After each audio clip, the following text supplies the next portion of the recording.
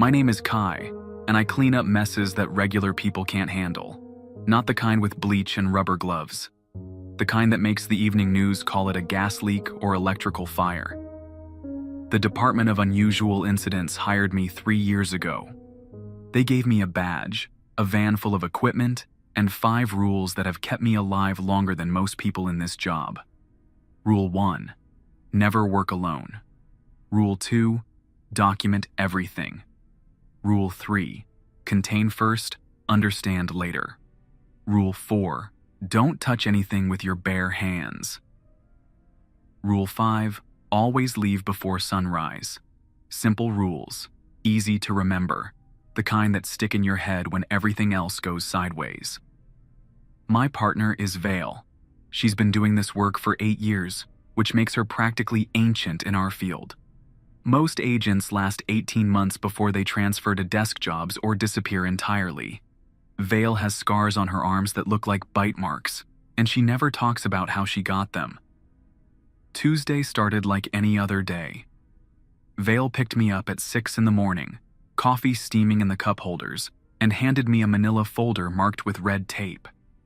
"What's the situation?" I asked, flipping through the photographs inside. "Apartment complex in Riverside. Unit 4B. Landlord called yesterday about strange noises.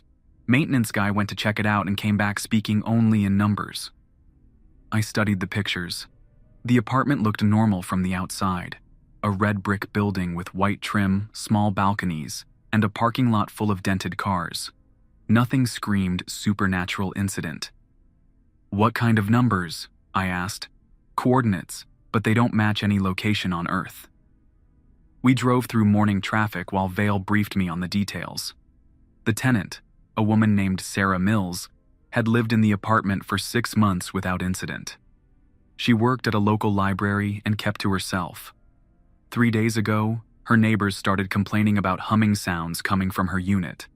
Not music or television, just humming, like electrical wires under strain. The landlord, Marcus Webb, had tried calling Sarah several times with no answer. Yesterday morning, he sent his maintenance worker, Pete, to do a welfare check. Pete had his own key and went inside around noon. He came out 20 minutes later speaking only in numbers, long strings of digits that he recited in a calm, steady voice. The landlord called an ambulance, but by the time paramedics arrived, Pete had stopped talking entirely. He just stood in the parking lot, staring at the apartment building and occasionally writing numbers in the dirt with his finger. The hospital ran tests but found nothing physically wrong with Pete. He remained conscious and responsive to basic commands, but he wouldn't speak except to whisper those same coordinates over and over. That's when the landlord called the police. The police called their special consultant. The consultant called us. We parked outside the apartment complex at 7:30. The building looked even more ordinary in person. 3 stories, maybe 30 units total, with a small office near the front entrance. A few residents were heading to work, carrying travel mugs and briefcases like any other Tuesday morning. Vale opened the van's back doors and started pulling out equipment. We always brought the same kit: cameras, audio recorders, containment boxes made from lead-lined steel, and protective gear that looked like hazmat suits but cost 10 times more. "Remember the rules," Vale said as we suited up.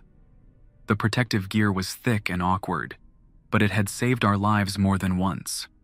"Always," I replied, checking the seals on my gloves. The landlord met us at the front door. Marcus Webb was a thin man in his 50s with nervous energy and coffee-stained teeth. He kept checking his watch and glancing up at the building like he expected it to explode. "Thank you for coming," he said, shaking our hands. "This whole thing has been a nightmare. I've got residents asking questions and I don't know what to tell them." "Has anyone else gone near the apartment since yesterday?" Vale asked. "No, ma'am. I locked the door and told everyone to stay away. Haven't heard the humming since this morning, though." We followed him inside and up 2 flights of stairs. The hallway smelled like carpet cleaner and old cigarettes. Normal apartment building smells.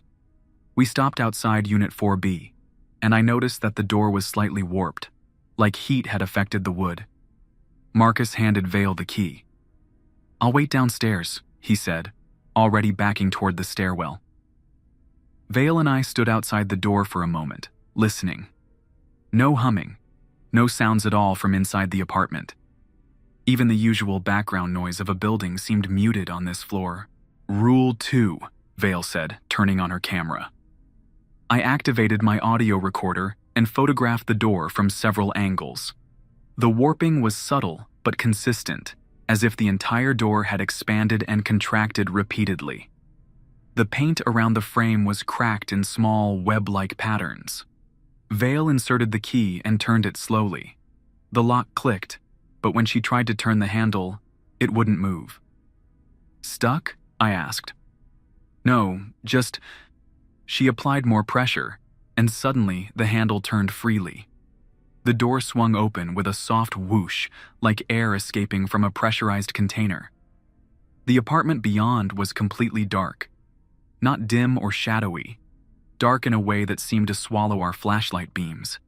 We could see maybe 3 feet inside before the light just stopped, as if it were hitting a wall of black paint. "That's not normal," I said, adjusting my flashlight settings. "Nothing about this job is normal," Vale replied. She took out a chemical light stick, cracked it, and tossed it into the apartment. The green glow disappeared the moment it crossed the threshold. We could hear it hit the floor with a plastic clatter, but we couldn't see it at all. Vale reached into her equipment bag and pulled out something that looked like a small metal detector. She swept it across the doorway, and it immediately started beeping rapidly. "High energy readings," she said, checking the display. "Whatever's in there is generating a lot of power." "Should we call for backup?" I asked. "Rule 1 says we work together. It doesn't say anything about backup." She had a point, but I didn't like it. The longer we stood there, the more convinced I became that something was watching us from inside that apartment. Not a feeling of being observed, more like the certainty that something was paying very close attention to our conversation. Vale took a step toward the doorway, then stopped. "Do you hear that?" I listened carefully. There was a sound coming from inside the apartment, but it wasn't humming. It was more like breathing, but too slow and too deep for human lungs. Each breath lasted about 10 seconds, with a pause between them that felt longer than it actually was. "Rule 3, I said. "Contain first." "Agreed, but we need to see what we're containing." Vale pulled out a small drone equipped with cameras and lights. It was about the size of a paperback book and nearly silent when it flew. She piloted it through the doorway using a tablet controller. The tablet screen showed only darkness for several seconds. Then, gradually, shapes began to appear. The drone's lights were more powerful than our flashlights, and they seemed to push back the darkness just enough to reveal the apartment's layout. The living room looked normal at first glance. Couch, coffee table, television mounted on the wall. But as the drone moved deeper into the space, I noticed that all the furniture was floating about 6 inches off the floor, not suspended by wires or supports, just hanging in the air like gravity had decided to take a break. "Are you getting this?" Vale asked, recording everything. "Every second of it." The drone continued into what appeared to be the kitchen. The cabinets were all open, and their contents were arranged in precise geometric patterns on the countertops. Cans of soup stacked in perfect pyramids. Boxes of cereal lined up by height. Silverware arranged in spirals that hurt to look at directly. But the strangest part was Sarah Mills herself. She was standing in the center of the kitchen, perfectly still, with her back to the drone. She was wearing a blue dress and had shoulder-length brown hair, just like the description the landlord had given us. She looked completely normal except for one thing. She was floating too. Not hovering or suspended, just standing in the air with her feet about a foot off the ground, as motionless as a statue. "Sarah?" Vale called out through the doorway. "Sarah Mills?" The woman in the kitchen didn't respond. She didn't even twitch, but something else did. The breathing sound got louder, and I realized it wasn't coming from Sarah at all. It was coming from the apartment itself, as if the walls were somehow alive and taking deep, slow breaths. The drone's camera began picking up movement in other parts of the apartment. Books were removing themselves from shelves and arranging themselves in neat piles on the floor. Picture frames were rotating slowly on the walls, showing different images every few seconds. Family photos, landscapes, abstract art, then back to family photos. "We need to get her out of there," I said. "Rule 4, Vale reminded me, no bare hands." She was right. We had containment protocols for a reason.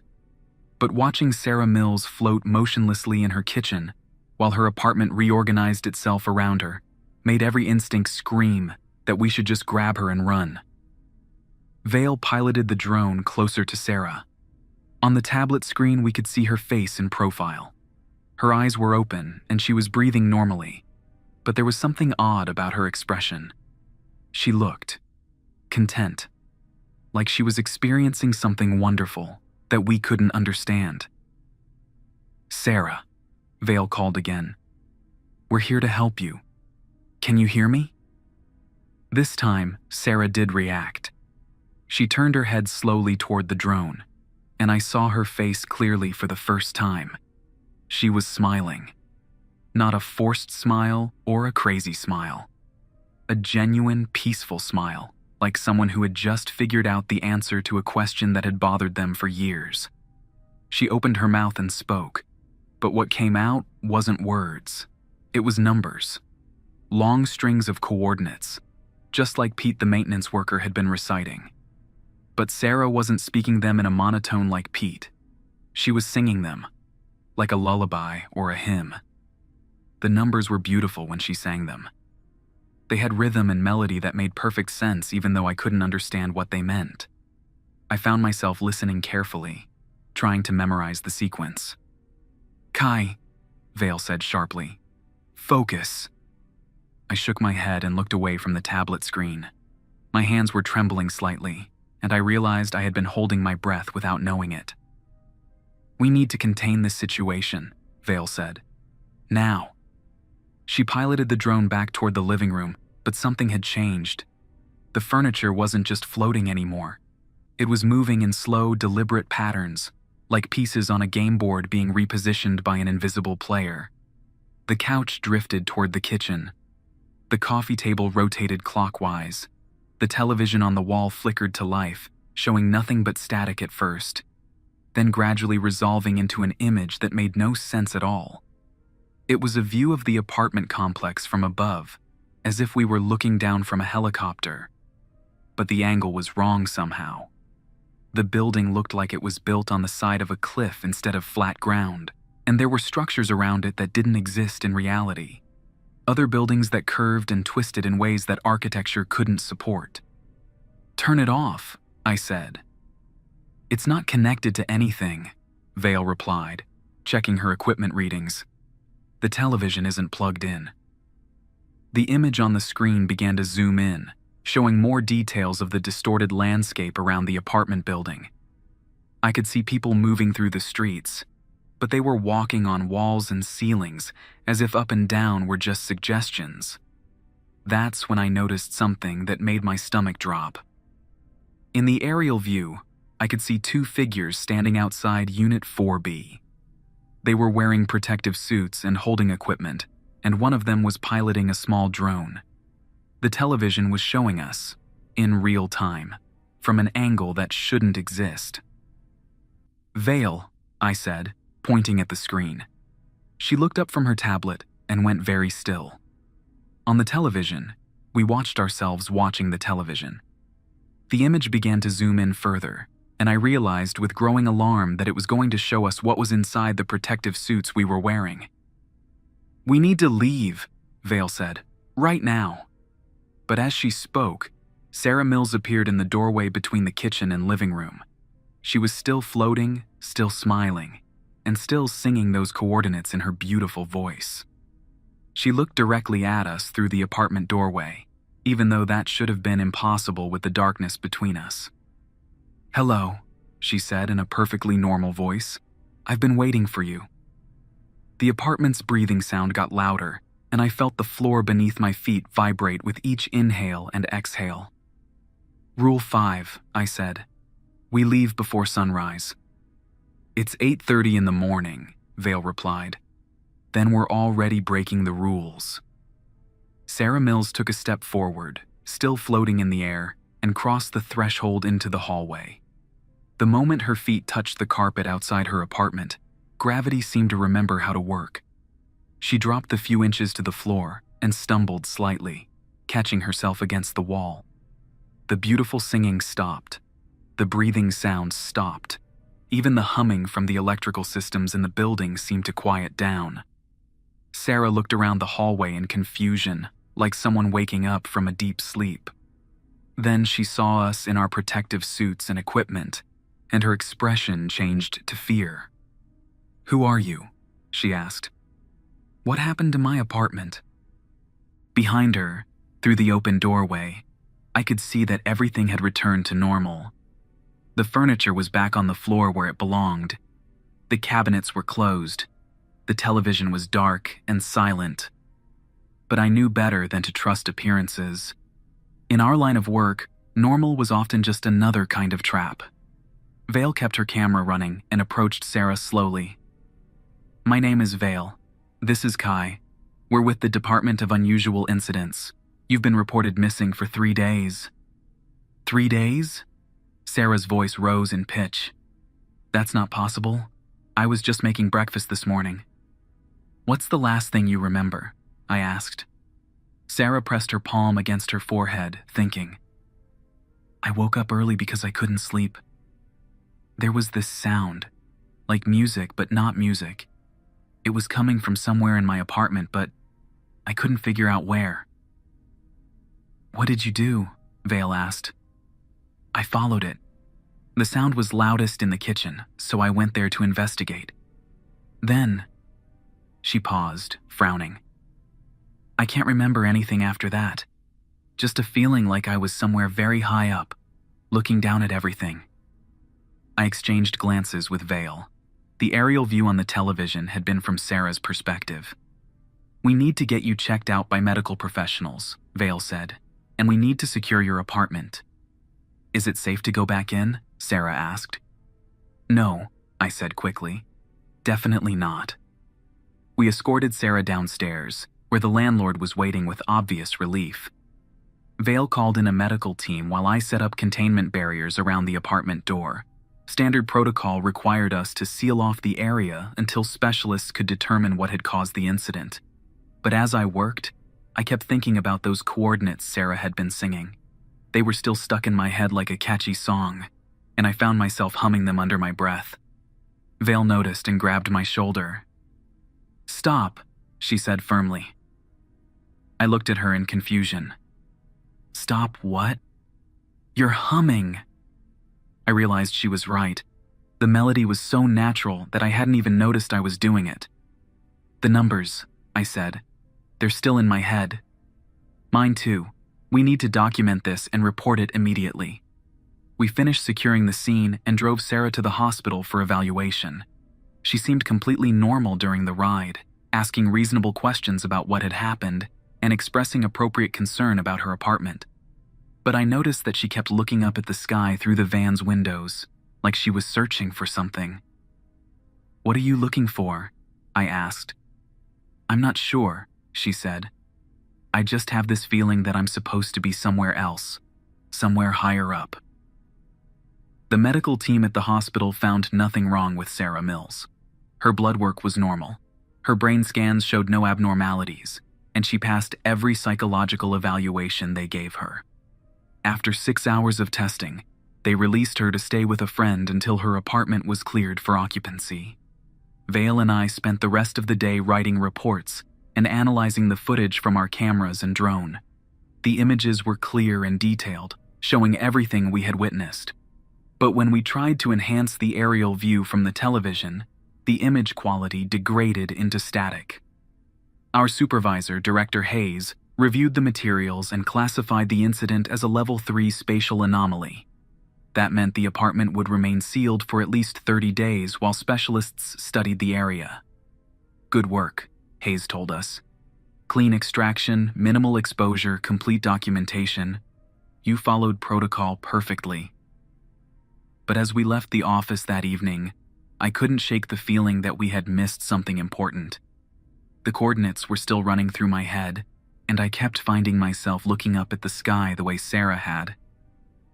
"Vale," I said as we reached our cars. "Do you think she'll be okay?" "Sarah?" She seemed fine. Whatever happened to her, it doesn't appear to have caused any lasting damage. "That's what worries me," I said. "In our experience, people don't usually come out of supernatural incidents unharmed." Vale nodded thoughtfully. "The 48-hour rule. We'll know more if she stays normal for 2 full days." That night, I went home to my apartment and tried to relax. I made dinner, watched television, and read a book before bed. Normal activities that usually helped me decompress after difficult cases. But I couldn't stop humming those coordinates. They had rhythm and meaning that I couldn't quite understand, like a language I almost spoke but hadn't quite learned. Around midnight, I gave up trying to sleep and went out onto my balcony. I lived on the 4th floor of a downtown building, and the view usually helped clear my head.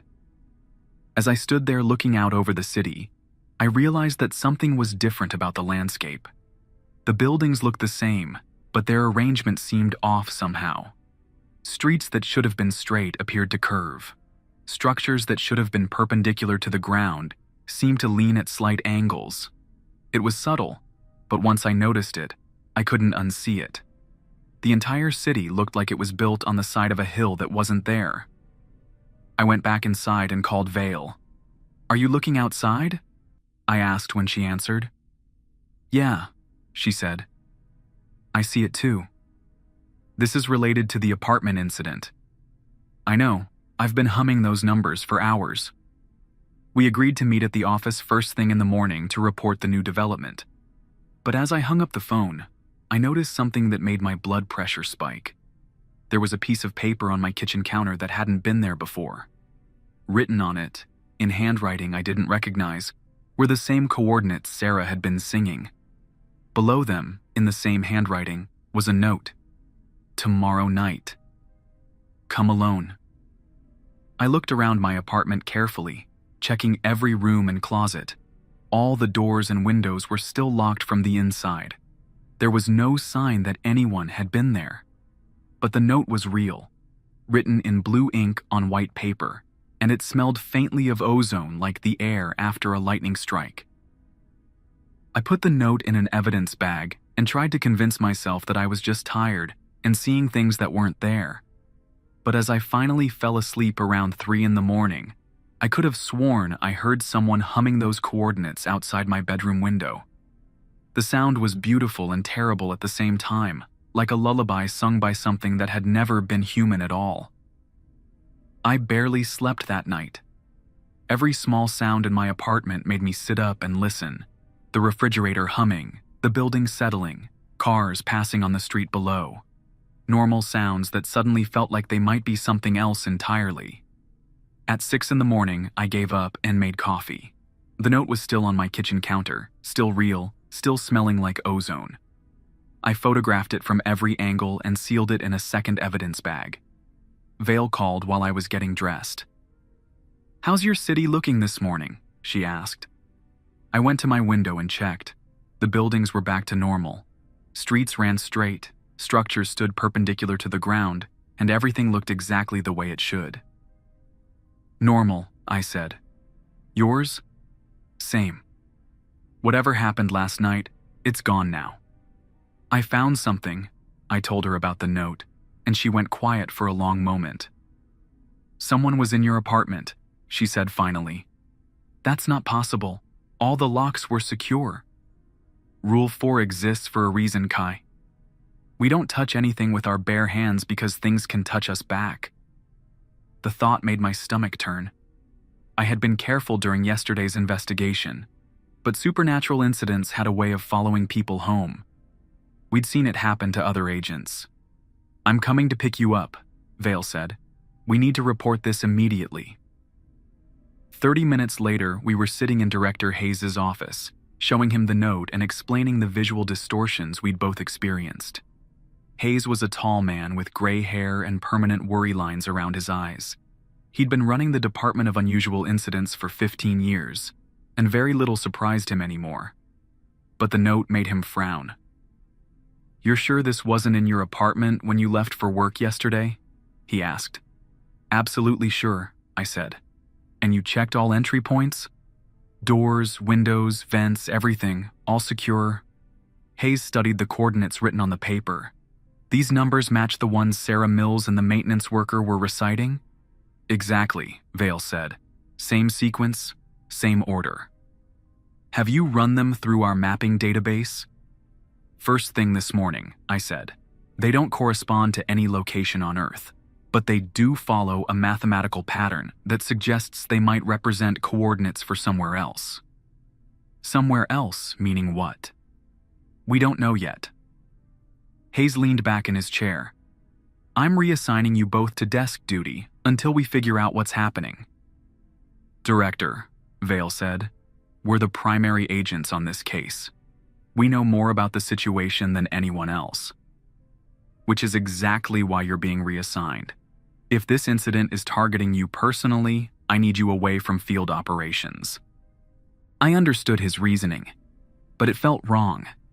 The note had specifically requested that I come alone, which suggested that whatever was happening needed my participation to continue. Hiding behind a desk wouldn't make the problem go away. "What about Sarah Mills?" I asked. "How is she doing?" "Fine, according to the medical team. She spent the night with her friend and reported no unusual experiences. We have an agent checking on her every few hours." "And Pete, the maintenance worker?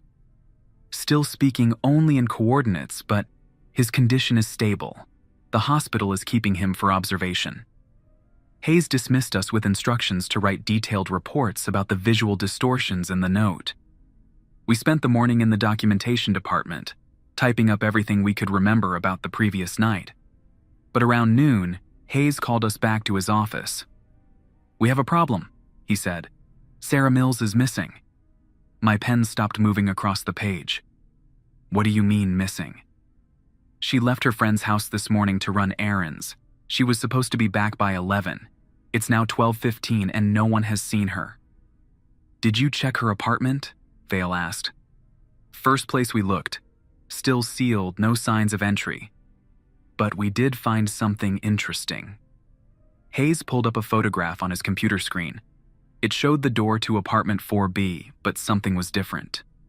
The containment barriers we had placed around the entrance were gone, not cut or removed, simply absent, as if they had never been there at all.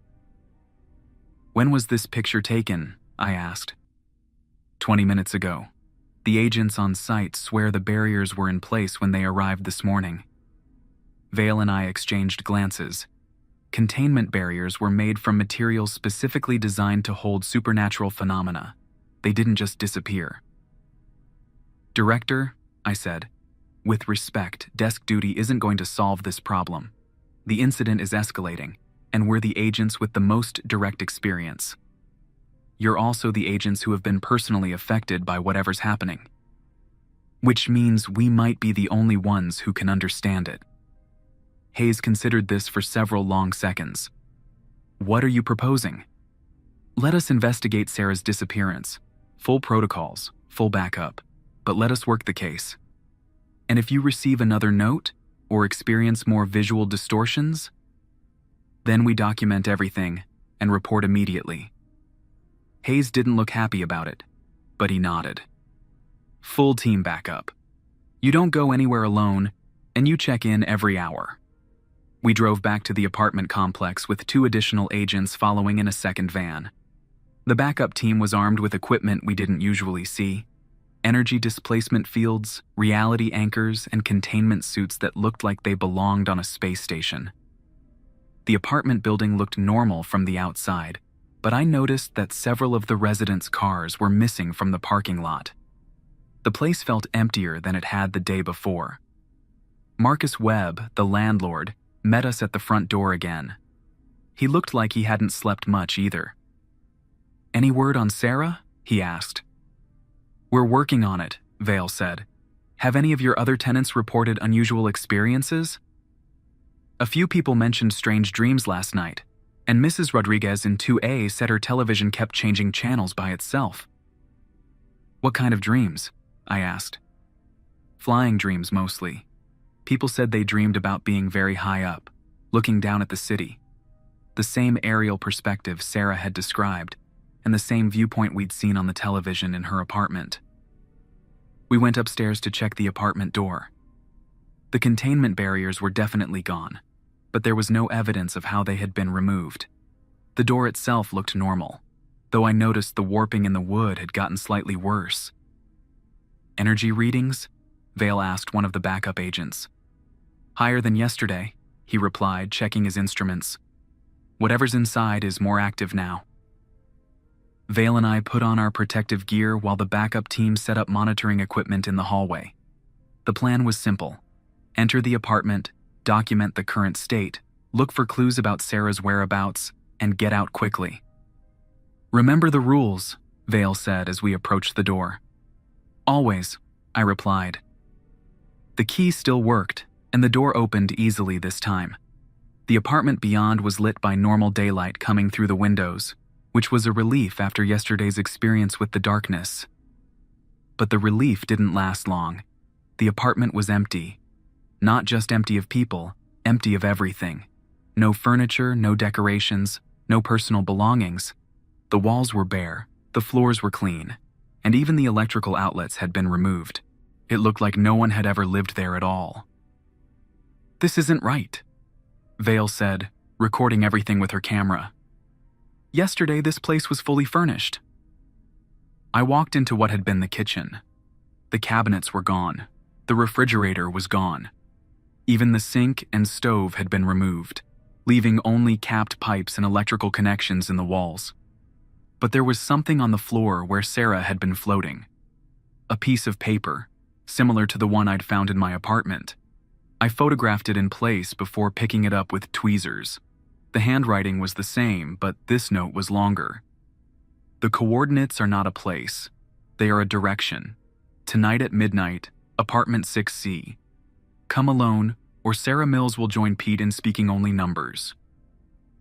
"We have a direct threat," Vale said, reading over my shoulder. "And a location. Apartment 6C. That's on the 3rd floor, 1 floor up from here." We checked with the backup team about apartment 6C. According to the landlord, it had been vacant for 2 months. The previous tenant, an elderly man named Walter Kim, had moved out suddenly after complaining about strange music coming from the walls. "Same pattern," I said. "Sound complaints, sudden departure, empty apartment."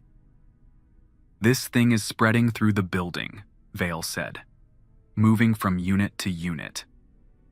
We requested access to apartment 6C and found it in the same condition as 4B, completely empty, as if no one had ever lived there. But the energy readings were even higher, and I could hear something that might have been very quiet humming coming from inside the walls. "We need to evacuate the building," I said. "Agreed. But first, we need to find Sarah." That afternoon, we interviewed every resident we could find. Most of them had experienced strange dreams the night before. A few mentioned seeing someone who looked like Sarah walking through the hallways, but they couldn't remember when or agree on which direction she had been going. Mrs. Rodriguez in 2A was the most helpful. She was a retired nurse with sharp eyes and a good memory. "I saw her around 10 this morning," she said. "She was walking up the stairs toward the 3rd floor, but she looked different." "Different how?" Vale asked. "She was walking about 6 inches off the ground. Just like floating, but still moving forward. And she was humming those numbers again." "Did you try to talk to her?" "I called her name, but she didn't seem to hear me. She just kept walking up the stairs, humming that pretty song." "What time did you say this was?" "Right around 10. I remember because my morning show was just starting." That was 2 hours before Sarah had been reported missing from her friend's house, which meant either Mrs. Rodriguez was mistaken about the time, or Sarah had been in 2 places at once. We spent the rest of the day coordinating the building evacuation and setting up a perimeter around the apartment complex. By 6 in the evening, all the residents had been relocated to a hotel downtown, and our team had the building to ourselves. But as the sun set, the energy readings began to spike dramatically. "Whatever's going to happen," one of the backup agents said, "it's going to happen soon." At 11:30, I made a decision that Vale didn't like. "I'm going in," I said. "Rule 1, she replied firmly. "Never work alone." The note specifically said to come alone. If we both go, Sarah might not be returned safely. And if you go alone, you might end up like Pete, speaking only in coordinates. Then you'll know where I am. The coordinates will tell you. Vale stared at me for a long moment. This is a terrible plan. It's the only plan we have. At midnight, I entered the apartment building alone. The hallways were dark except for emergency lighting, and every small sound seemed amplified. My footsteps on the stairs echoed like drum beats. Apartment 6C was on the 3rd floor, at the end of a hallway that seemed longer than it should have been. As I walked toward it, I could hear the humming getting louder. Not the electrical humming we'd heard before, but the melody Sarah had been singing. The coordinates turned into music. The door to 6C was standing open. Inside, the apartment was not empty like the others had been. Instead, it was furnished with items I recognized from Sarah's original apartment. Her couch, her coffee table, her television. But they were arranged differently, as if someone had been experimenting with the layout.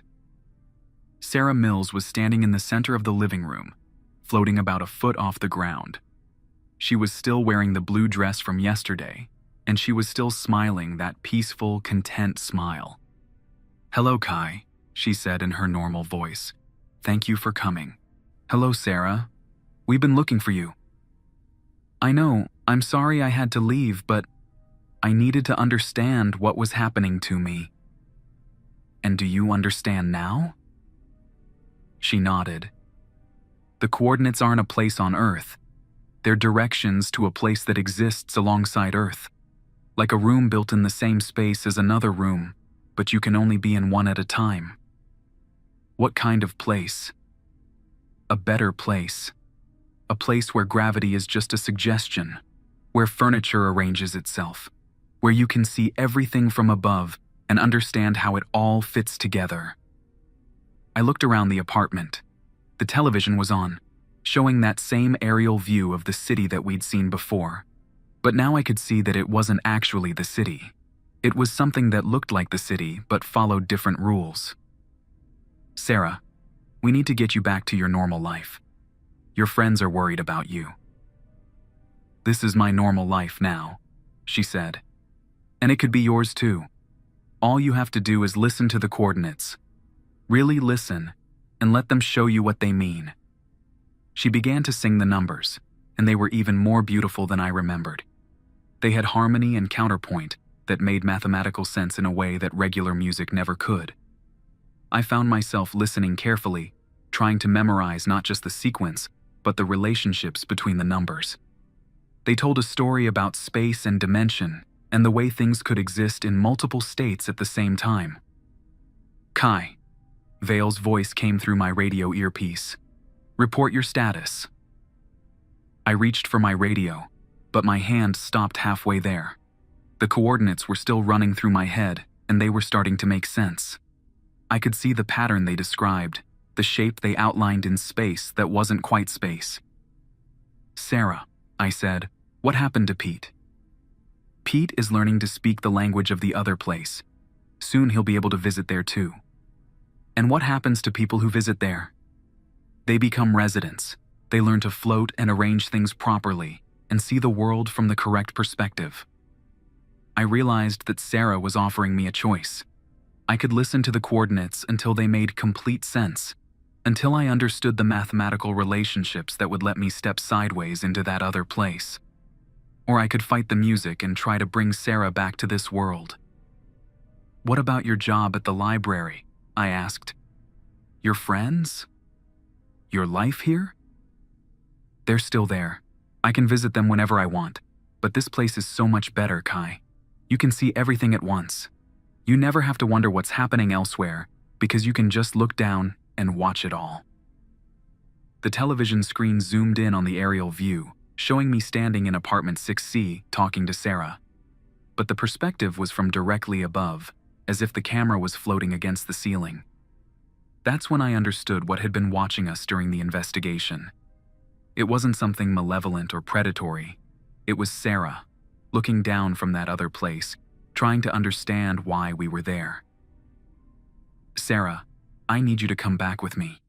We can figure out how to manage your access to the other place, but you can't abandon this world entirely. Why not? Because other people need you here. Your friends need you. Your co-workers need you. And people like Pete need you to show them how to come back. She stopped singing and looked at me with genuine curiosity. You think Pete wants to come back? I think Pete got lost between the two places. He's speaking coordinates because he's trying to find his way home. Sarah considered this for several seconds. Then she began to descend slowly until her feet touched the floor. You might be right, she said. I hadn't thought about that. Will you come back with me? We can work together to help Pete, and we can research ways for you to visit the other place safely. You promise you won't try to stop me from going there? I promise we'll find a way to make it work. Sarah nodded and walked toward the door. The moment she stepped into the hallway, the humming sound stopped completely. The television went dark. The furniture in the apartment settled to the floor with soft thumps. How do you feel? I asked as we walked toward the stairs. Heavy, she said. But okay, like waking up from a really good dream. Vale met us on the second floor, relief obvious even through her protective gear. Both of you okay? She asked. We're fine, I said. But we have a lot of work to do. Over the next week, we spent hours interviewing Sarah about her experiences in what she called the overlay place. She described it as a version of reality where the laws of physics were more like guidelines, where consciousness could exist in multiple locations simultaneously, and where the relationships between objects and spaces could be perceived directly rather than inferred. More importantly, she was able to teach Pete how to come back. It took 3 days of patient work, with Sarah singing the coordinates in reverse order while Pete listened. Gradually, his recitation of numbers became less mechanical and more musical. Then he began to add words between the numbers. Finally, he stopped reciting coordinates entirely and started speaking normally again. I was lost, he explained to us. I could see both places at the same time, but I couldn't figure out how to choose which one I wanted to be in. What made the difference? Vale asked. Sarah's singing. She showed me how to follow the coordinates backward, like retracing your steps when you're lost in the woods. We developed protocols for managing what Director Hayes classified as dimensional overlay incidents. Sarah agreed to work with us as a consultant, helping other people who got lost between worlds. In exchange, we helped her establish safe methods for visiting the overlay place without abandoning her responsibilities in this world. The apartment building was cleared for occupancy after 2 weeks, though apartment 4B remained sealed as a research site. Sarah moved to a different unit on the first floor, and she reported no further incidents of involuntary floating or television displays. But every Tuesday, she spent an hour in the overlay place, looking down at the city and making sure no one else was lost between worlds. It's like being a lighthouse keeper, she explained to me. Someone needs to watch from up there, just in case. 3 months later, Vale and I were called to investigate reports of strange music coming from a house in the suburbs. We arrived to find a family of 4 sitting in their living room, all of them floating about 6 inches off the ground and humming in perfect harmony. But this time, we knew what to do. Rule 2, Vale said, turning on her camera. Always, I replied, and began recording the coordinates they were singing. Because we had learned that some rules exist to keep us safe, and some rules exist to help us find our way home, when we get lost between worlds. And sometimes, the most important thing you can do is listen to the music and figure out what it's trying to tell you.